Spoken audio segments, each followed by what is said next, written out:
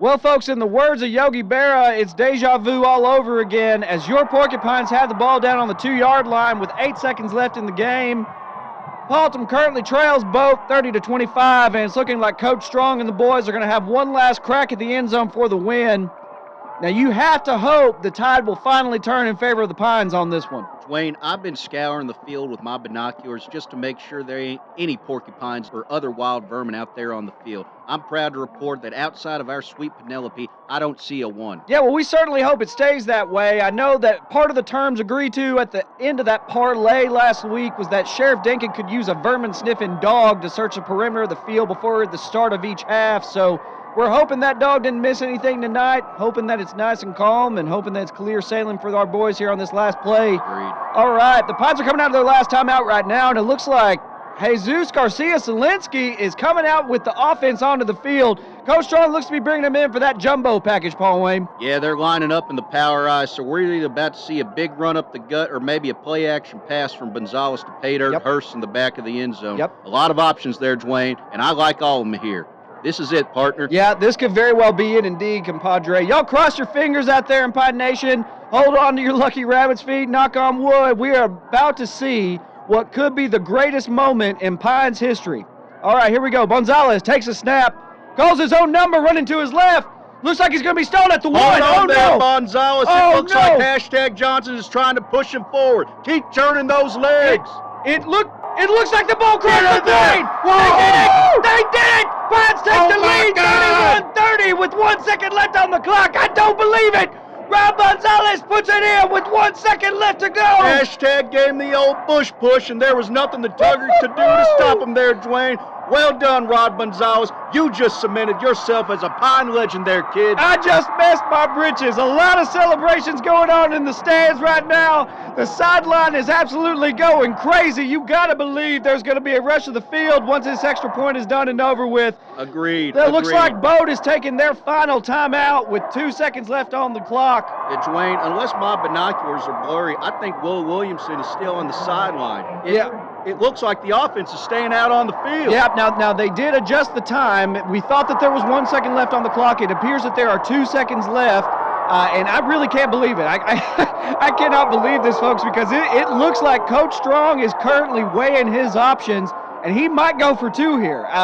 If he did, it would be what could only be described as an act of pure spite and defiance towards the Boat Tuggers. Love it. I am absolutely loving the boldness of this call, Paul Wayne. Why win by 1 when you could win by 2? Uh-huh. I think Coach Strong needs to show these Tuggers who's boss here. And you know what will be the icing on the cake here, Paul Wayne? What's that? We were favored by 2.5 points going into tonight, and as I always say, good teams win, but great teams cover. That's right. So I love this move if he goes for 2. This is for the district championship being stolen, for our chance at state, and for kidnapping Gomer. And for stealing my wife. You know what? Screw it. Move out of the way. I'm getting on that PA. Go for 2, Coach. We're with you. Go for 2. Go for 2. Go for 2. Go for 2. Well, butter my biscuit and don't skip on the gravy, folks, because it looks like Coach Strong is sending the Pines back out there to send a message to Boat and to cover the spread for all us fans out there in Pine Nation with a little juice on this game. Here comes a play. It looks like we're lining up in the shotgun, which is a big departure from our traditional wishbone formation. You got to think that Coach Strong has had this play in his back pocket all season for this exact moment, and I can't wait to see what he's got up here. Same here. Gonzalez is out there. Hashtag Johnson is offset to his right. Gonzalez claps once. He claps again. Snap it. All right, it looks like he's trying to draw him off sides. I don't really know why. Just snap the ball, put this thing away, man. Here we go. All right, he claps again. And Rinchell snaps the ball. It sails over his head. Oh, no. Elijah Rinchell just snapped it directly over Gonzalez. It's a foot race to get to the ball. Oh, my God. It looks like hashtag Johnson's trying to fall on it. It's still loose. Hashtag tried to fall on it. It didn't retain possession. That ball just shot backwards like a pig out of a cannon. It is an all-out sprint to get to the ball now. We just need to fall on it. Clayton Hurst is the closest to it. Please, my God. It looks like it's him and one Boat player. And my God, no, the Boat player scooped it up and he will score. They're going to score. No. Oh, my God, get him, Peter. Oh, Stop him. Stop him. I think I'm going to be sick. Oh, my God. No, no, no. Folks, I'm speechless. Lightning appears to have struck again. Unbelievable. In the worst way, as the boat tuggers have recovered a bad snap and run it in from our 2-point conversion attempt. It looks like we're headed to a final score of both 32, Paultom City 31, barring anything wild happening on that kickoff. I'm just in disbelief. Looks like to add injury to insult here, the player who ran that 2-point conversion back was Lane Paultom, who was just called up from their JV squad to fill in for one of the linebackers this week. He is, of course, that son of a bitch, Shane Paultom. You know what might be the worst part of this is that we didn't even cover. Oh, will you shut up about that?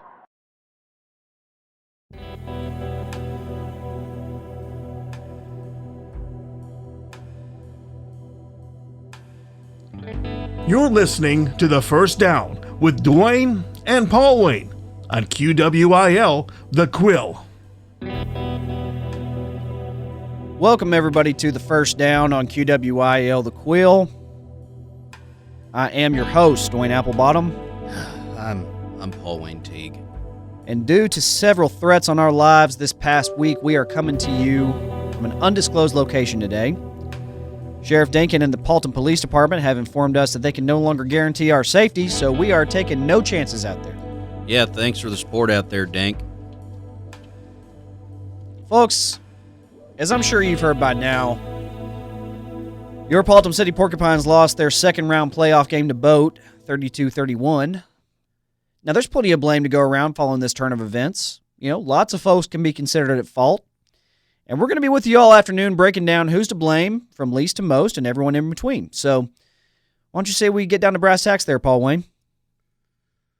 Why couldn't you have just been happy with the win? We had it in the bag, and you decided to get on the PA to chant, "Go for two." Why'd you take your eye off the prize that is the state title? Why'd you decide to think with your wallet over your heart?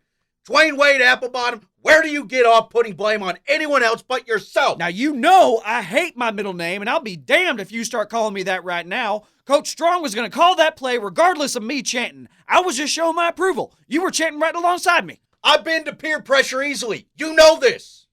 Guys. Jesus Christ, Bert. What do you want? Can't you see we're working through some trauma here? It's Brett. And Bruce just sent me a text saying you two need to calm down and not make an F word out of him today. Oh, I'm sorry, Bruce. I try real hard to do a good job while I sit with myself knowing we had the game in our hands and we blew it. Do you want me to text him that, or? Why don't you shut the hell up, kid?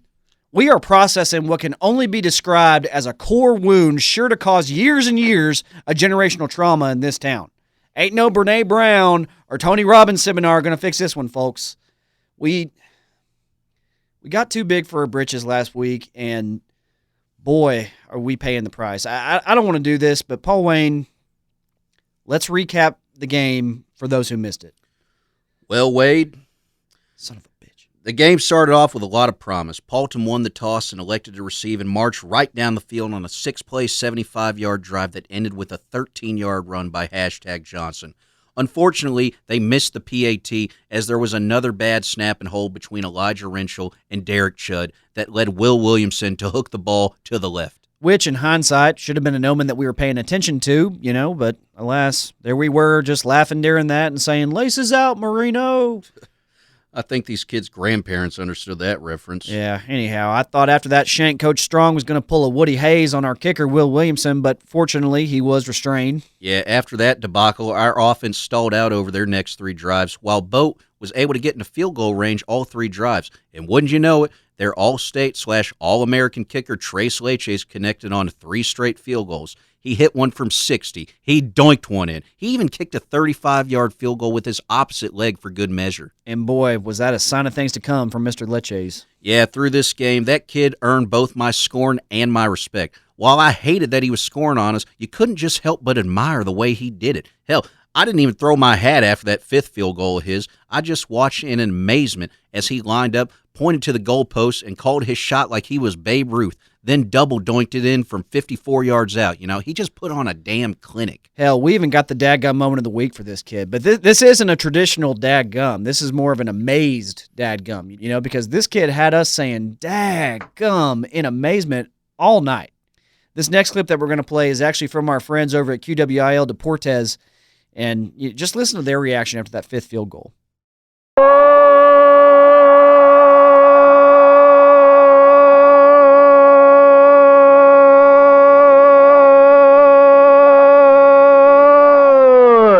El talentoso kicker Tres Leches lo ha volvido a hacer otra vez. Dios mío, este es magnífico. Tres Leches nos destruye a todos con su pie. Tres Leches matará a los Ositos si siga pateando así. Dios nos ayuda a todos. Ese hijo de puta es muy bueno. ¡Gol!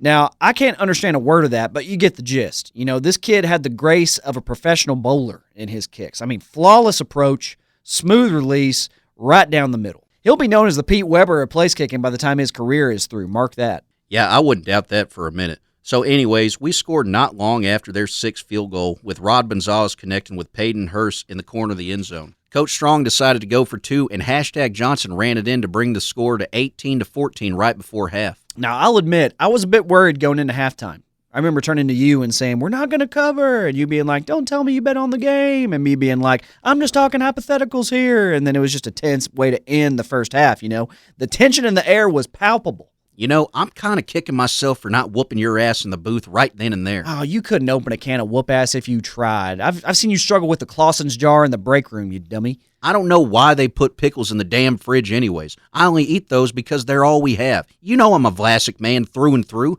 Pickles should be room temp to slightly warm and neon green. Yeah, well, speaking of lukewarm, that was kind of the general feeling on our side as our boys went into the locker room at the half. Now, we did get a little bit of a pick-me-up from the Paultom Consolidated Band when they performed their halftime show, which was their own rendition of Craig Morgan's Redneck Yacht Club. Now, I know they played that song for a little dig at Boat, but hell, that song's a bop. I mean, everyone was just grooving to it. Guilty as charged. The good vibes were hard to miss at halftime. Yeah, and that just led into the third quarter, you know, because whatever Coach Strong said at half got our boys fired up, and they forced a 3-and-out to start the second half and then ran it down their throats for another score and a 2-point conversion by Johnson. Ugh, little did we know. Yeah, now stop right there, partner. We're getting to that, all right? Anyway, our D was just outstanding this game. I mean, they really leaned into that bend but don't break strategy. They didn't allow one touchdown the whole game. Now, of course, they did allow 10 field goals, but still, I consider that a pseudo shutout in a way. Really stretching that logic there, Dwayne. We lost.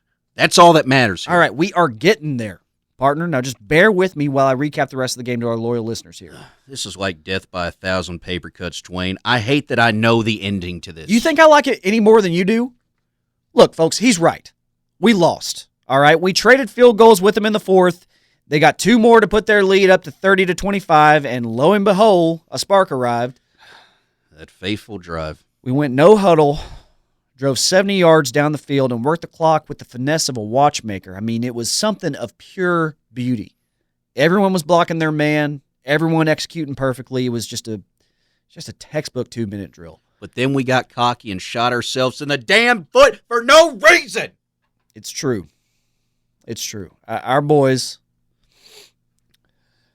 scored. Oh, and it was glorious, folks. It was glorious.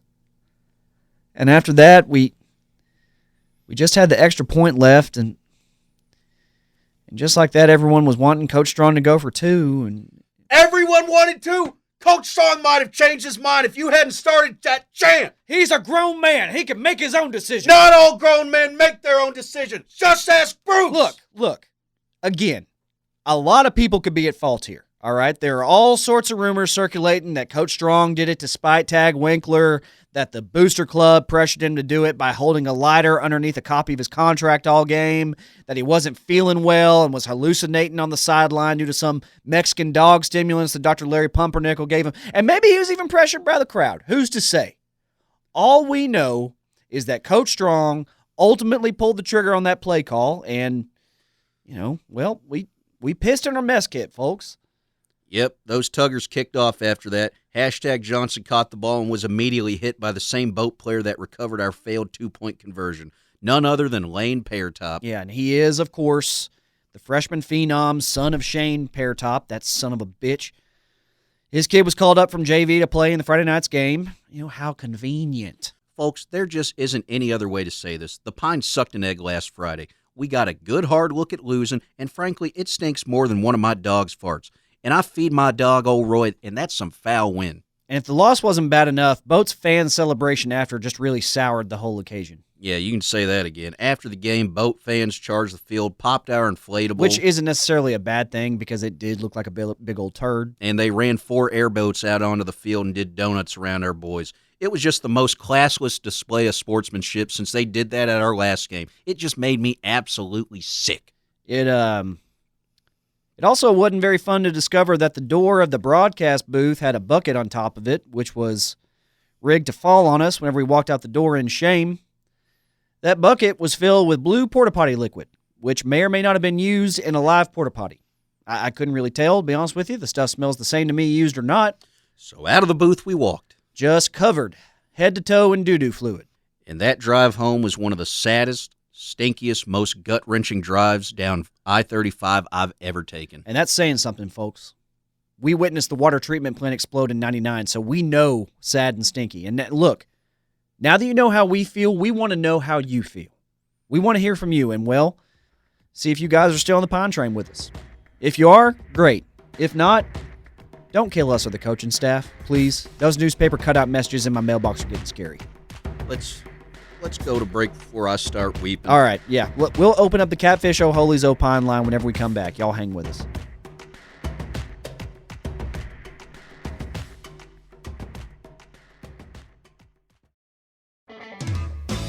Where's the best place in town for fun, friends, and fried food? Why, Catfish O'Holy's, of course. We've been proudly serving Paultom City the best food that we can get, and we sure hope we can continue because we had chicken now.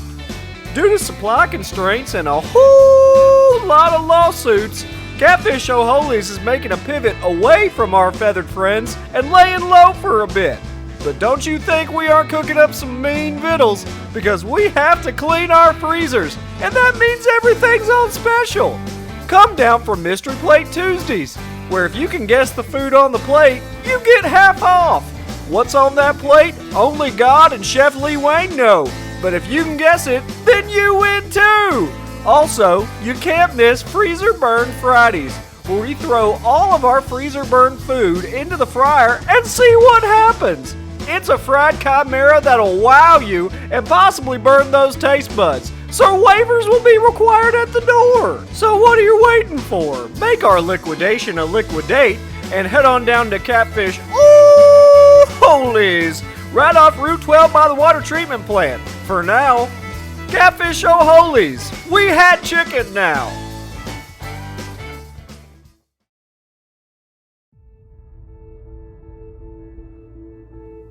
And now the Catfish O'Holy's Opine Line on QWIL, The Quill. Welcome back, folks. You are, of course, listening to The First Down with Dwayne and Paul Wayne. We're now going to open up the Catfish O'Holy's Opine Line to get your thoughts on our loss and our season. This segment is, of course, brought to you by our dear friends at Catfish O'Holy's. Catfish O'Holy's, we had chicken now. We had chicken now? We had chicken. Is that a typo? I don't think so. I think they can't serve chicken anymore, but didn't have the ad budget to change all the words. So they just changed got to had to make it kind of make sense. I bet that quail deal just sunk them. Probably. Okay, well, Catfish O'Holy's, we sure hope you're still going to sponsor us. All right, anyway. Burl, who's first on the Opine line? It's Brett, and it's Alan from Paultom. All right, well, Alan from Paultom, what's your opine? Hey, guys. Fuck you guys and fuck you to the moon. You two are the dumbest pair of imbeciles to mankind. You ought to be ashamed. All right, of cut yourself. it. Good Lord. Okay, next. Next is Carl from Paultom. All right, Carl from Paultom, what's your opine? Fuck you and the horse you rode in on. You think you two are real smart up in that booth watching games like you fucking Eli and Peyton, but you two are just up there like a couple bear cubs playing with their peckers. You fucking sacks of shit. Goodness, Carl. Goodness. Good effing-ness. Now, we get it. We know y'all are mad, all right? But have some decorum, okay? You don't see us calling you sacks of doo-doo. We're Paultomites just like you. Have some damn respect. Next. Next up is Ron Dane from Paultom City.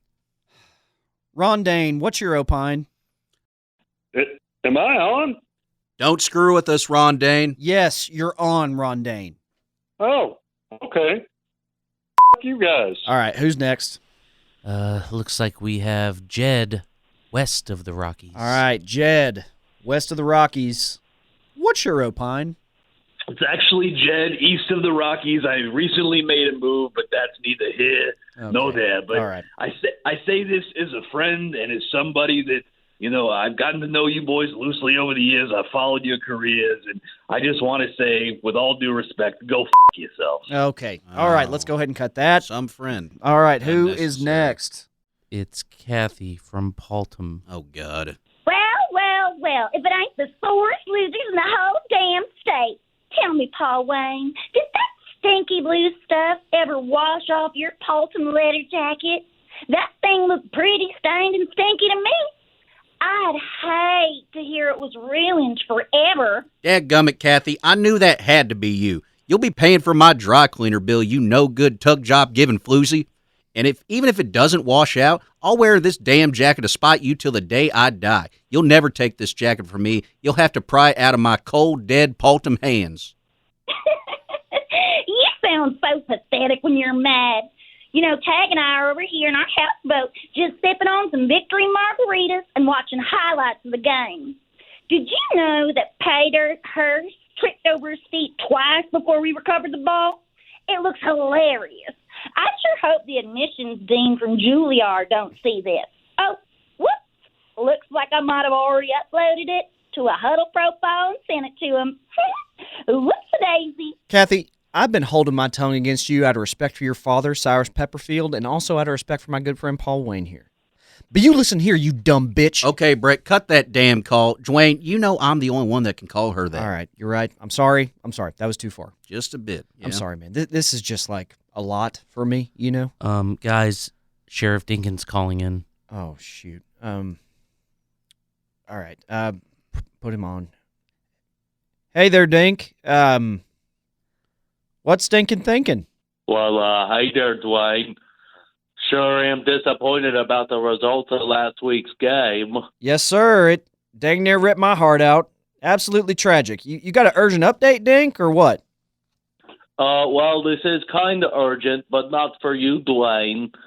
I just wanted to call and let Paul Wayne know that I'm sending my son, Six Dinkin, to escort you into the station. Rube Mehoff is now representing Kathy, and she decided to press charges against you for ramming her car a few weeks ago. Wait, Dink, we had a deal. That was all worked out, remember? Well, Paul Wayne, I may or may not have been a victim of blackmail at the moment, so I can no longer protect you. You shouldn't have sent everything in email to you, duh, Dink. Duh, Dink, indeed. Well, I'll come willingly. Unlike my favorite actor, Tommy Lee Jones, I'm no fugitive. Can he at least finish the show, Dink? Okay, yeah, sure. Come in whenever. I mean, not like totally whenever, but sometime today if you don't mind. Okay, bye. Well, that was decent of him. Apologies, folks. Looks like it's time to dust off my old Mexican passport and become Palawana again. Yeah, just hold tight there, partner. We're going to have to take a break before you do that. So y'all stick with us, folks. We've got more for you somehow. All right, we'll be right back.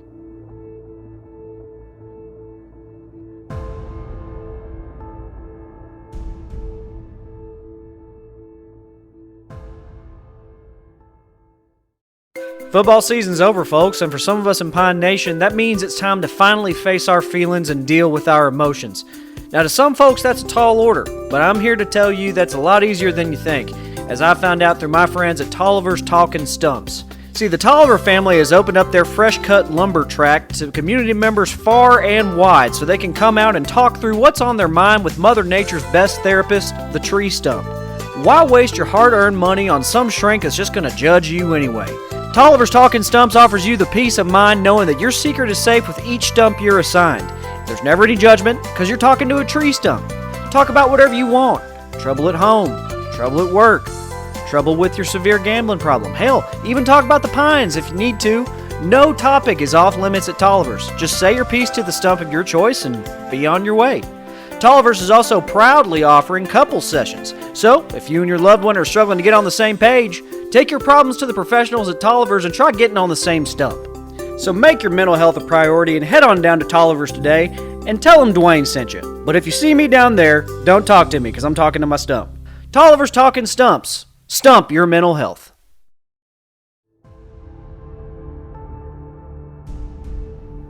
Thanks for tuning in to The First Down with Dwayne and Paul Wayne on QWIL The Quill.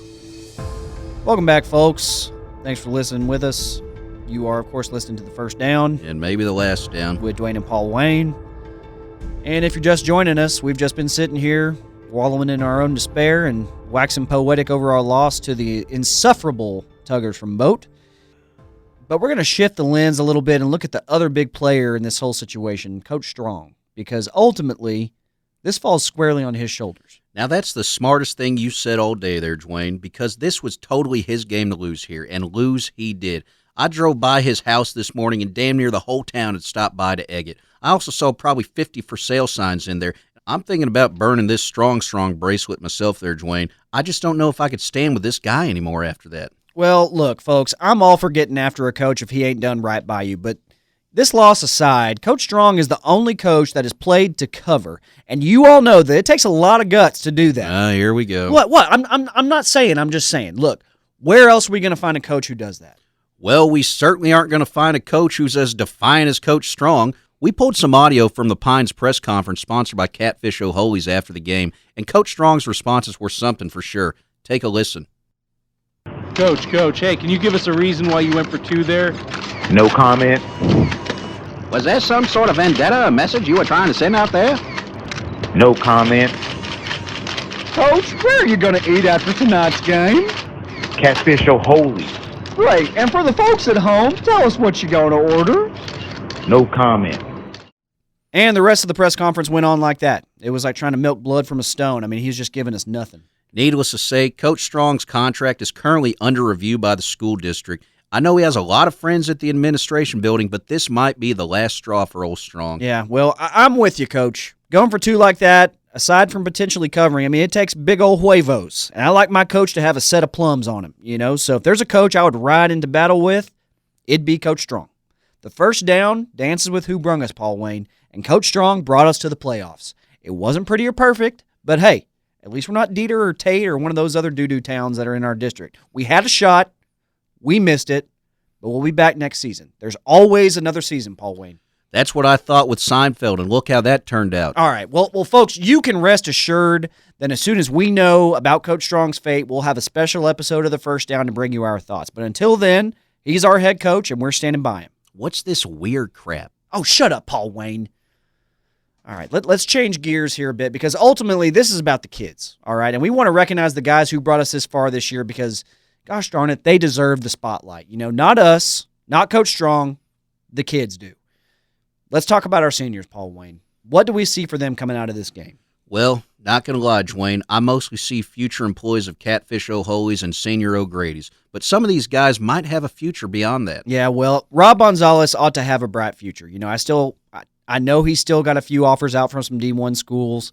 There's even a rumor that the University of Texas at Arlington might be bringing back their football program with Gonzalez at the helm. So, you know, fingers crossed for that one. I just hope his dad doesn't sign him to some NIL deal with another crypto company. Now, Rob Gonzalez's best friend and fellow senior Sax McHolton also has some offers to play at the next level, but, well, that next level they're all D3 schools. Yeah, apparently wide receivers who play in a wishbone offense don't get a lot of looks from the big schools, so Sack's options are a bit limited. However, I could see him going the JUCO route and working his way into the transfer portal. Yeah, well, he's going to have to navigate the fatherhood portal first, as it was reported yesterday that Dakota Qdoba may be with child, and Sax could potentially be the father. Ooh, now there's a yakety sax moment.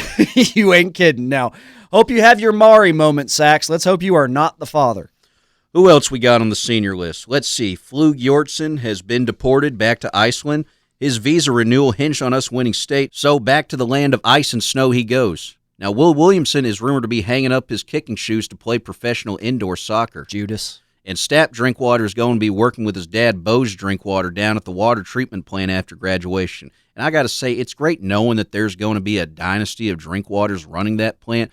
You know, it just wouldn't be the same without them at the helm, you know? Yeah, agreed. Finally, we're losing both of our linebackers as Pablo Coffey and Daniel Butterbaugh are set to graduate this year. Well, they're set to graduate. Whether or not that actually happens is anyone's guess. Yeah, these boys single-handedly brought down the grade point average of the team, so we'll see if they can pull it out. But let's just say I'm not placing any wagers on them putting the cap and gown on this spring. So y'all may be asking yourself, where does that all leave us going into next season? Well, good news is #Johnson is coming back. Derek Chudd will be running the offense as QB1, and Peyton Hurst will be our main downfield threat. Yeah, but speaking of pay dirt, I did get word that he lost his starting role in Rudy the Musical after he tripped over his own feet trying to recover the ball Friday night. So apparently Chad Nabbit felt that he couldn't trust Peyton's footwork and gave the role to his understudy, Sammy Sledge. Which is just a damn shame. But like Chad Nabbit said when we interviewed him, footwork is everything in theater. So I can't blame him for having second thoughts. Yeah, it is the unfortunate truth. Also, can't forget that Benny San Antonio is coming back next year, which is great to hear. Well, he might be coming back, but we're not 100% sure. He did end up losing one of his hands, so he might be the first player to play with a hook in Paultom history, assuming the UIL clears him to play. Yeah, I'm going to be really interested to see how he adapts to man coverage with that hook. You know, you got to be more careful jamming guys at the line with that thing. I say it does bring in an intimidation factor for sure. Yeah. How'd you like to line up against Captain Hook? No, thank you. Yeah.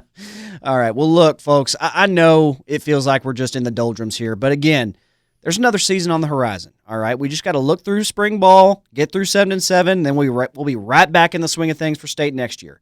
Boat's losing a lot of talent on their team, too. I mean, we're not out of this thing completely. So I want our listeners in Pine Nation to keep the faith.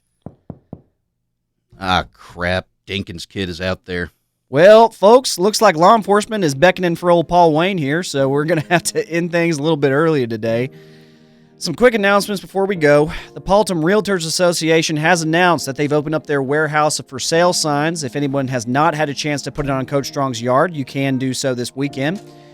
Traffic between Boat and Paultom City is also still suspended after that third mob was stopped on Sunday night, so, y'all be sure to factor that in. The timetable of the Farm to Market Road 13 being reopened is currently in development, but officials are estimating that the regular commerce between the two towns will resume sometime around early January. It's a fluid situation, though. Yeah, also the football correspondence dinner next month is currently on hold due to my pending legal battle. Yeah, I may be hosting the football banquet solo this year, huh? If I can't make bail, most likely. Well, folks, let's hope the judge is lenient to old Paul Wayne. If y'all have any care packages, please send them to the Dink Tank. I know Paul Wayne will appreciate it. Send fried pies. All right, that's going to do it for us here on the First Down. What a season, folks. What a ride. As always, I'm Dwayne Applebottom. I'm being arrested. Go Pines!